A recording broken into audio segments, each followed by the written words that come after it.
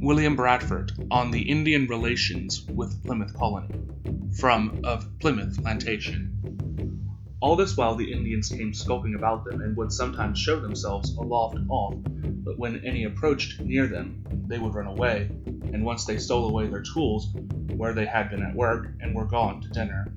But about the 16th of March, a certain Indian came boldly amongst them, and spoke to them in broken English, which they could well understand, but marveled at it.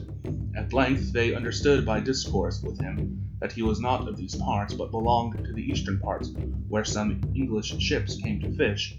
With him he was acquainted, and could name sundry of them by their names, amongst whom he had got his language.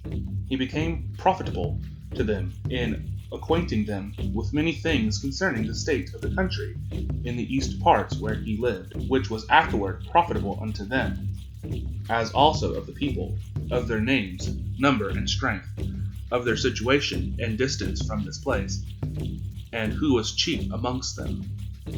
His name was Samoset. He told them also of another Indian, whose name was Squanto, a native of this place, who had been in England and could speak better English than himself.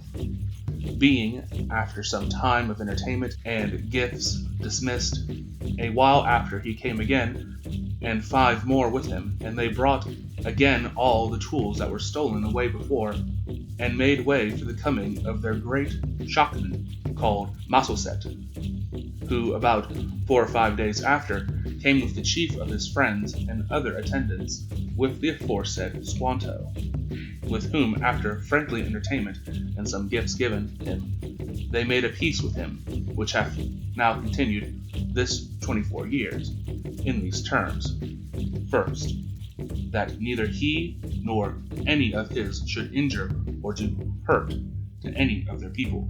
Second, that if any of his did hurt to any of these, he should send the offender, that they might punish them. Third, that if anything were taken away from any of theirs, he should cause it to be restored, and they should do the like to his.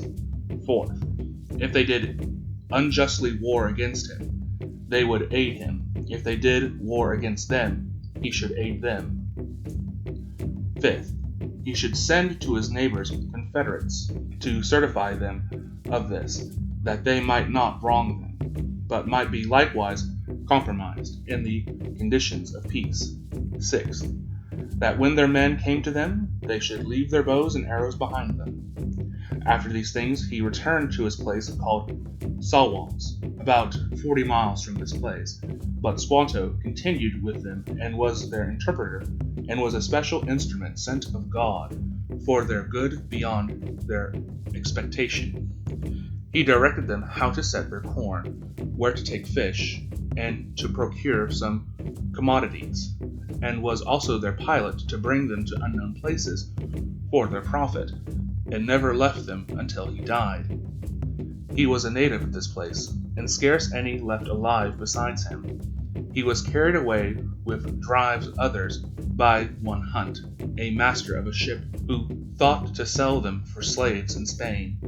But he got away for England, and was entertained by a merchant in London, and employed to Newfoundland and other parts, and lastly brought hither into these parts by one Mr. Dermer, a gentleman employed by Sir Fernando Gorech and others for discovery and other designs in these parts.